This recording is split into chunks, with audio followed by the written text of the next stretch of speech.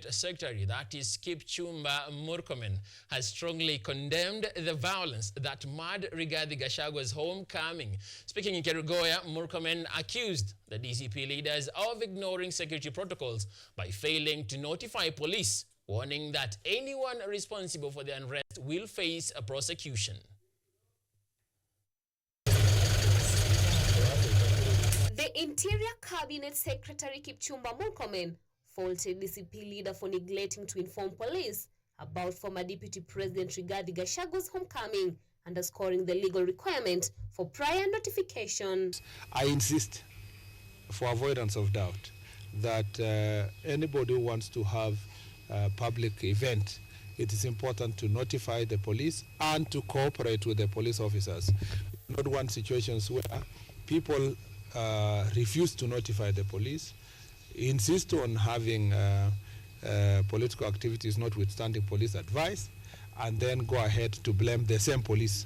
Yet prior to that, they were saying they don't need the police. Chaos erupted during the former DP's much-hyped comeback. Supporters clashing with police at the Jomo Kenyatta International Airport and in Kirinyaga. Tear gas, curfews and panic turned a planned celebration into mayhem.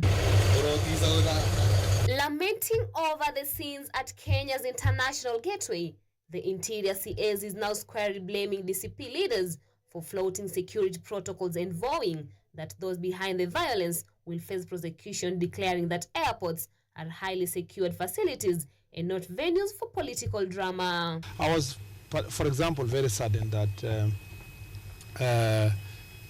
political activists were going to play games at our airport.